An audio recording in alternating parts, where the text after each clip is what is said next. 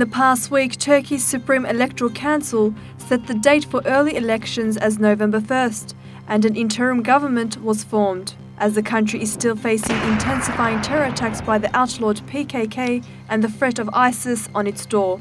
Following a deal signed with the US, Turkey also took part in joint airstrikes for the first time alongside the US-led coalition against ISIS. And Turkey's northeast has suffered the worst flood disaster in 50 years.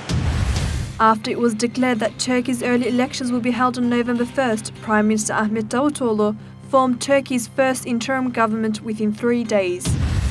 At the beginning of the week, the outlawed PKK's umbrella organization, the KCK, turned down HDP co-chair Selahattin Demirtaş's ceasefire proposal. Demirtaş called on the PKK to immediately and unconditionally end attacks. But instead, PKK increased terror attacks, killing 5 security officers and 3 civilians in the last week. Since the KCK ended a 3-year-old ceasefire with the government, almost 70 security officers and civilians have been killed by the PKK. In the past week, several mayors and municipality heads were arrested on charges of disrupting state unity against several mayors and municipality chairs. The suspects belong to the HDP, which is alleged by the government to have close ties to the outlawed PKK. Prior to their arrests, they had made statements declaring autonomy. Turkey's Foreign Affairs Ministry last week confirmed that joint airstrikes had been conducted against ISIS alongside jets flying as part of the US-led anti-ISIS coalition. 2 Turkish warplanes participated in the campaign.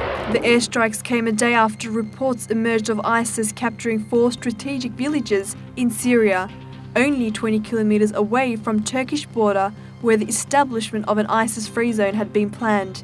Earlier in the week, the Pentagon confirmed that the US and Turkey had reached an agreement on Turkey's participation in the coalition airstrikes. And finally, in the worst disaster to hit Turkey's northeastern province of Artvin in 50 years, flood and landslides caused by heavy rains killed at least 8 people. 2 others were reported missing and 17 were hospitalized.